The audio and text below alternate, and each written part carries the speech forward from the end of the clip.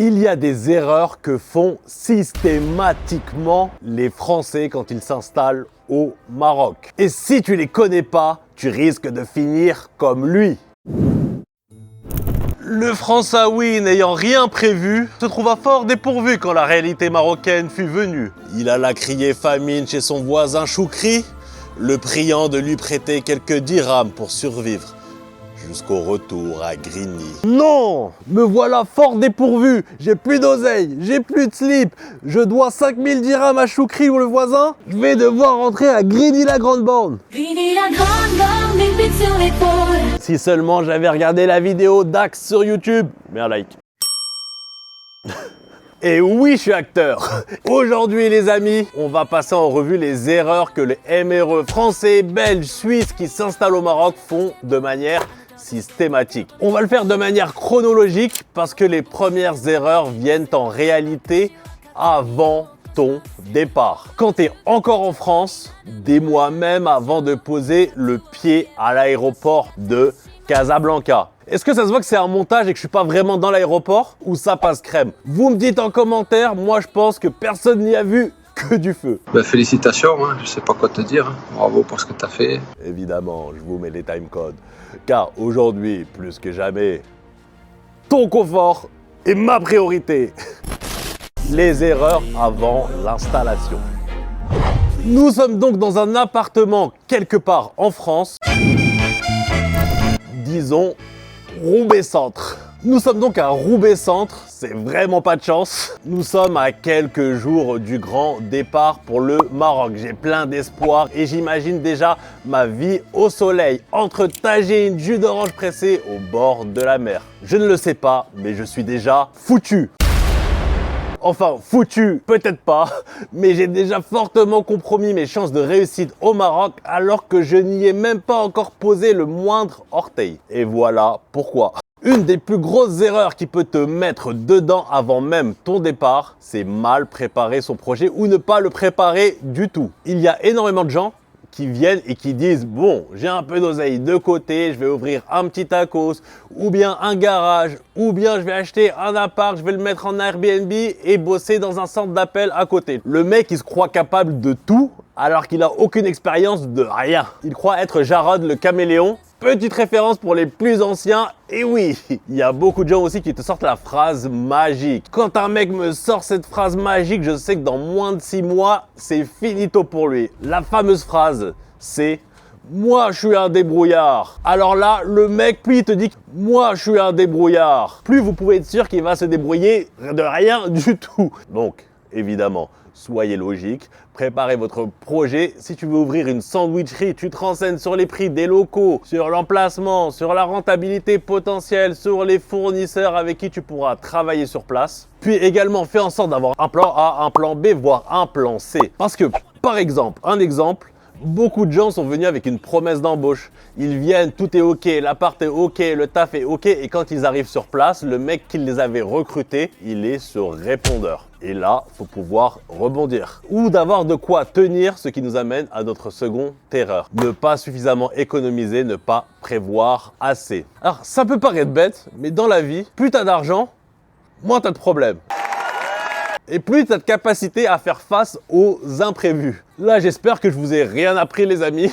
Et forcément, faut faire en sorte d'avoir le plus d'économies possible. Si tu te dis, j'ai un job, signé CDI, bon salaire, tranquille, ça va le faire, mais si tu arrives et que le mec te dit que finalement, il peut plus te prendre, ce qui arrive parfois, tu fais quoi? Si tu viens, tu commences, que la boîte elle est pourrie, que l'ambiance elle est catastrophique, qu'on te met la misère, sachant que le monde pro marocain est très différent du monde pro en France, donc il faut s'adapter. Donc va falloir t'adapter. Soit tu es obligé de te forcer à rester, de souffrir car tu n'as pas le choix, car toute ton installation au Maroc dépend de ce job, ou même tu peux te faire virer aussi les premiers mois, les périodes d'essai, etc. Et tu te retrouves comme un idiot dans ton appart à Rabat ou à Casablanca sans aucune autre piste. Et là, c'est chaud. Si tu as, je sais pas, 6 mois d'économie, 1 an d'économie, 2 ans d'économie pour vivre, si c'est pourri, tu peux démissionner et trouver autre chose. Si tu te fais virer ou qu'on te met un plan, tu as de quoi vivre le temps que de trouver autre chose, sans avoir une pression extrême. Si tu ouvres un commerce, une boîte, tu sais pas en combien combien de temps ça va être rentable en réalité? Si tu as 3 mois d'économie, tu te mets une pression énorme. Ça peut mettre 6 mois, 1 an, 2 ans, parfois jamais à être rentable. Mais plus tu auras d'économie, plus tu t'achètes le luxe de la sérénité, le luxe du choix et le luxe des nuits paisibles. Tu sais, quand tu dors tellement bien qu'il y a de la bave ici. Et ça n'a pas de prix. Se réveiller avec un filet de bave après une nuit de 9 heures, ça n'a pas de prix. Enfin, si, le prix, c'est de quoi vivre pendant 2 ans, bloqué sur un compte en banque. Négliger l'administratif, les assurances. Bon, moi j'ai une phobie administrative, donc rien qu'en parler, ça me saoule, donc on va faire vite sur cette partie-là. Évidemment, afin de t'éviter des problèmes et des échecs, faut faire en sorte d'être bien au fait et en règle sur tout ce qui est papier administratif. Le mieux, c'est de faire sa carte d'identité marocaine au consulat avant même de venir. Tu peux la faire sur place. Pareil, si tu veux ramener ta voiture ou en acheter une sur place, renseigne-toi bien. Si c'est important pour toi d'en avoir une ici, renseigne-toi bien. Si t'as pas la chance de faire partie du meilleur peuple du monde, à savoir nous, les Marocains, faut bien que tu te renseignes sur les visas, les titres de séjour, les procédures afin d'éviter de mauvaises surprises. Hein, c'est pas parce que t'es français que t'as le droit de rester vivre au Maroc ad vitam aeternam. Hein. C'est pas la fête du slip ici. Si vous voulez que je fasse une vidéo sur l'obtention des visas, les cartes de séjour, mettez visa en commentaire. Faut vraiment que vous soyez beaucoup parce que ça me saoule de parler de ça, c'est un sujet qui me saoule. Et bien sûr, au niveau des assurances, prenez des assurances internationales avant de venir. Renseignez-vous bien auprès de vos banques sur ce qui est possible, vos assurances sur ce qui est possible, ou prenez une mutuelle sur place au Maroc dès votre arrivée, s'il vous plaît. S'il vous plaît, s'il vous plaît. Parce que si tu te prends un accident de voiture, de moto, quand tu arrives et que tu te retrouves avec des milliers et des milliers d'euros à payer que tu n'avais pas prévu, que tu n'as peut-être même pas avec toi, et si tu peux pas payer, bonne chance mon pote. Hein. Et si tu peux payer mais que ça représente 80% de tes économies prévues pour ton installation ici, c'est le genre de truc qui te flingue ton installation d'entrée de jeu. Ou même ta vie. Maintenant, disons que tu as écouté tous ces conseils. Félicitations, maintenant c'est l'heure du grand départ. Tout est calé, tout est cadré. Tu vas enfin aller vivre au Maroc. Le rêve est à portée de main. Mais tu n'es pas au bout de tes surprises, car crois-moi, c'est encore loin d'être gagné à ce stade-là. Les erreurs à l'installation au Maroc. Ça y est, on y est. Nous sommes au Maroc après des mois de préparation, d'économie, de dur labeur, de réveil à 6 h du matin pour prendre le RER B afin d'enrichir un patron qui te déteste et te méprise. T'es enfin arrivé à Casablanca la douce ou à Marrakech la facétieuse. La vie est belle, la vie est douce, mais le nombre d'erreurs à éviter est hallucinant. Une des erreurs qu'on fait tous quand on arrive et qui est la plus vicieuse parmi elles, c'est de beaucoup surdépenser les premiers mois. Il y a 2 raisons à ça, je vais te le dire, t'inquiète. Déjà, en tant que bon Françaoui, tu es au Maroc et tu continues à raisonner en euros. Donc dans ta tête, rien n'est cher. Tu te dis, attends, le taxi c'est que 3,50 €, je peux en prendre 5 fois par jour. C'est donné. Attends, la pizza c'est juste 4 €, je vais manger tous les midis là-bas. Le burger c'est que 3 €. Le petit déjeuner omelette Robs Atay c'est 2,50 €. Je vais manger tous les jours dehors 5 fois par jour. Et après 6 mois, tu te dis, mais je comprends pas. Je dépense plus ici que quand j'étais en France. Bah oui, champion. La seconde raison, c'est qu'on associe aussi tous le Maroc aux vacances. Donc quand tu arrives ici, un peu par réflexe pavlovien, tu vas vivre comme en vacances. Les taxis, les restos, les beach clubs, les activités, alors que tu n'es plus en vacances mon pote. Tu dois construire ta vie ici. Il y a beaucoup de gens qui n'arrivent pas à faire le switch mental moi-même. Du je viens vivre au Maroc, donc je vais prendre le bus, le tramway comme je le faisais en France, ou je vais cuisiner et manger à la maison, puis le resto c'est une fois par semaine, comme en France. Les activités, c'est une fois de temps en temps, comme en France. Tu vois, souvent, tu arrives avec un rythme de vacances qui peut durer des mois parfois, sauf que ça chiffre vite. Tu accumules les « oh, ça va, c'est que 3 €, c'est rien ». Déjà, dites jamais c'est 3 €, c'est 5 € au Maroc, t'es plus à Roubaix Centre. Parle pas d'euros, poteau. Dites déjà, c'est 30 dirhams. Ici, c'est 30 dirhams. Et ici, 30 dirhams, c'est quelque chose. Dites pas c'est 5 €, dites c'est 50 dirhams. Et ici, 50 dirhams, c'est déjà un billet. Ça vous évitera de dépenser à tort et à travers, car si tu raisonnes en euros, tu t'en sors pas. Donc, venez déjà en mode crevard budgétisation. On serre la vis dès le premier jour. À la rigueur, 2 semaines au début où tu kiffes, tu profites un peu en mode vacances, faut pas déconner. Puis la vie reprend et on rentre dans le dur direct. Une autre erreur que j'ai souvent vue, c'est les erreurs sur les locations d'appart. Des trucs qui convenaient pas ou des scams, et ça vient presque toujours de la précipitation. Donc faut pas se précipiter, prendre le temps de se renseigner. Moi, ce que je conseille, si vous avez de la famille, c'est de rester chez la famille au début, histoire de ne pas être dans l'urgence de trouver un truc et comme ça de prendre son temps. Mais en même temps, vu que tu es chez la famille, t'as pas envie de déranger 6 mois non plus, donc tu vas pas non plus rien faire, tu vois. Si t'es pas à l'aise chez ta famille, c'est encore mieux. Comme ça te force à bouger et faire les démarches. L'idéal donc, c'est d'aller chez de la famille que t'aimes pas trop, tu vois. Quand t'es trop bien, ça te donne pas envie de bouger. C'est comme les mecs qui trouvent un Airbnb ou un hôtel le temps de faire les recherches d'appartements, mais le truc, il est tellement top. Il y a une piscine, la salle de sport, il y a tout et ils restent un peu trop longtemps et ça chiffre vite parce qu'ils se sont pas bougés. Être trop dans le confort, c'est pas bon parfois. Une autre erreur, c'est que beaucoup de gens vont mettre trop de temps à mettre en place une routine stable ici. Ils vont être tranquilles. La semaine prochaine, je vais contacter le mec pour le taf. La semaine prochaine, je vais aller visiter un local pour le commerce. La semaine prochaine, je vais visiter un appartement. Ou bien ils bossent 2 heures le matin sur leur ordi pour se rassurer. Histoire de, j'ai fait un truc. Puis après, ils vont aller manger, se poser.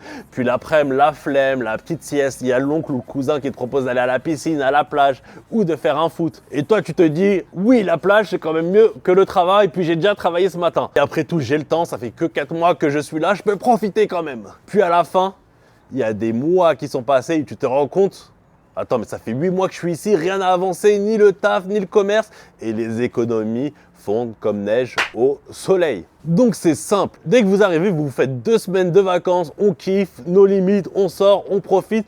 Puis après, c'est fini. On y va comme si notre vie en dépendait. Faut vite rentrer en mode, tu vois, c'est bon maintenant, je vis ici, j'ai ma salle de sport, j'ai mon endroit où bosser, j'ai mes habitudes. Je me réveille à 7h, à 8h, puis je bosse jusqu'à 18h et après, je profite. Pas l'inverse. Que bien sûr, il faut quand même profiter, sinon à quoi ça sert de vivre ici?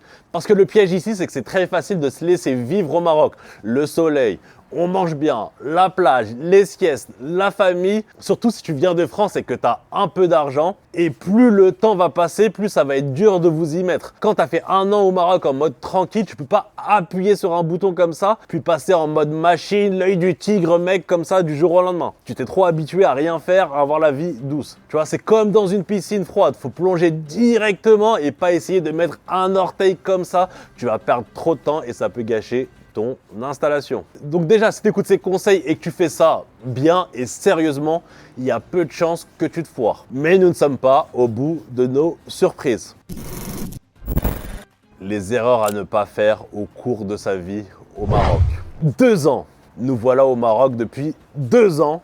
La barre symbolique où la majorité des gens rentrent. On a tout bien préparé, on a réussi notre installation et on gagne notre pain à la sueur de notre front. Ou plutôt dirais-je, on gagne notre robes à la sueur de notre front. Car maintenant, le français connaît pas. La grisaille de Roubaix Centre n'est plus qu'un vague souvenir. Je me souviens même plus d'avoir mis un jour les pieds à Roubaix d'ailleurs. Nous avons validé pas mal de choses ensemble les amis et à ce moment-là, on est bien installé. Et cette réussite, c'est notre réussite. Mais c'est pas fini. Beaucoup d'erreurs encore peuvent survenir, des erreurs plus vicieuses, plus silencieuses. Une des erreurs les plus silencieuses, c'est l'idéalisation du début qui se transforme petit à petit en déception, voire en amertume. Beaucoup de gens viennent au Maroc car ils sont dégoûtés du traitement médiatique qu'ils ont, ces news, machin, le racisme, les discriminations, on connaît. Et ils se disent naïvement, je vais aller au Maroc et retrouver mes frères et sœurs, alhamdoulilah. Quelle erreur!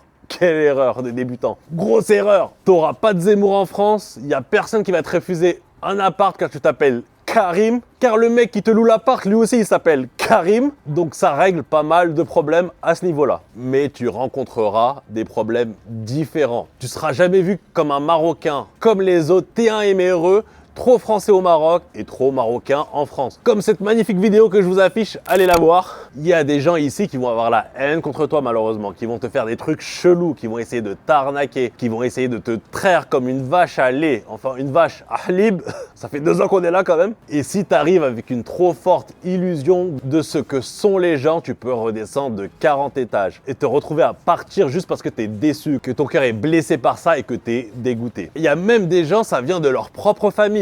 Ils ont des immenses déceptions parce que quand ils viennent un mois l'été, ils leur donnent les cadeaux, ça se passe bien, les câlins, les bisous, tout le monde est gentil. Mais quand ils sont là au quotidien, année après année, il y a des masques qui tombent et parfois c'est ta propre famille qui essayent de te la faire. Bon, moi j'ai la chance d'avoir une famille de gens vraiment bien. Donc moi j'ai jamais vu ça et je verrai jamais ça. Mais c'est pas le cas de tout le monde. Après, chacun son expérience. Il y a des gens qui ont vécu des misères pas possibles, comme il y a des gens qui ont connu aucun problème. Mais quand tu n'as aucun problème en général, c'est que tu prends les gens comme ils sont et que tu t'attends pas à ce que tout le monde soit gentil, honnête et te fasse des bisous juste parce que tu es un Marocain comme eux qui revient au bled. Et que les mêmes cons qu'il y a en France, tu vas les trouver au Maroc et dans tous les autres pays du monde. Donc faut éviter cette suridéalisation des gens de sorte à ne pas être déçu ou dégoûté. La solitude est également un problème énorme.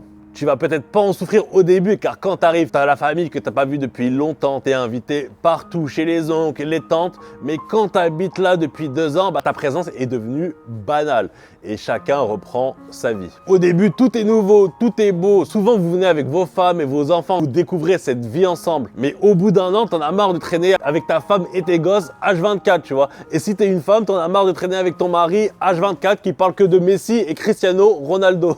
Au bout d'un moment, tu as envie de retrouver des gens comme toi, par les projets, par les difficultés de la vie que juste un autre homme adulte peut comprendre ou que juste une autre femme adulte peut comprendre. Échanger sur des intérêts communs, rigoler. Donc à la longue, si tu n'as pas fait l'effort de t'intégrer, de te créer une vie sociale, d'apprendre la langue, ce qui peut t'aider. J'ai volontairement pas parlé de la langue avant car ne pas savoir parler le darija, c'est pas un vrai problème quand tu t'installes au début. Ça t'empêche pas de bosser, de faire tes business, mais à la longue, ça peut empêcher ton intégration et l'erreur que tu as faite de ne pas apprendre la langue au début, de ne pas faire l'effort de t'intégrer, tu peux en souffrir des années après. Et il y a beaucoup de gens qui souffrent de solitude ici au Maroc et c'est terrible, on n'y pense pas forcément. Parce qu'on se dit les Marocains, ils sont chaleureux, tout le monde vient de parler, etc. Les couscous, les tagines, on t'invite. Ouais, ok, mais ça c'est une phrase de quelqu'un qui n'est pas resté ici longtemps. Parce que pour avoir des relations plus profondes, où tu peux te confier, échanger avec des personnes avec qui tu as une réelle affinité, où la relation n'est pas intéressée, ça va être dur et ça se travaille et c'est des années. Parce que trouver des gens qui vont te parler des relations superficielles où tu vas avoir des cafés devant un match de foot, tu vas en trouver des millions et ça suffit au début, mais à la longue, ça ne suffit pas. Mais quand on parle d'années ici, de vie, de construction de projets, de doutes, avec tout ce qui se passe au cours d'une vie, il y a qui avec qui tu peux vraiment parler, il y a qui avec qui tu as une vraie connexion, une vraie confiance, une vraie affinité. Surtout qu'il ne faut pas oublier que c'est pas la même culture. Un éméreux de France et un Marocain, ça n'a rien à voir. Et pour éviter ça, faut travailler dès le début à ton intégration.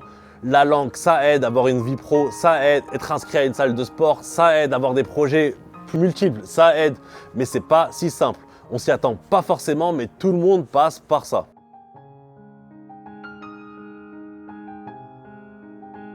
Et voilà, c'était une petite aventure cette vidéo quand même. On a commencé plein d'espoir dans un petit appartement de Roubaix Centre. On a ensemble connu les joies et les difficultés d'une installation au Maroc et les problèmes auxquels on est confronté durant les 2 premières années. Je sais pas pour toi, mais je pense qu'on a franchi un cap dans notre relation. Je me sens beaucoup plus proche de toi. Je me sens tellement proche de toi que si tu avais une chaîne YouTube, j'irais m'abonner sans réfléchir pour te donner la force.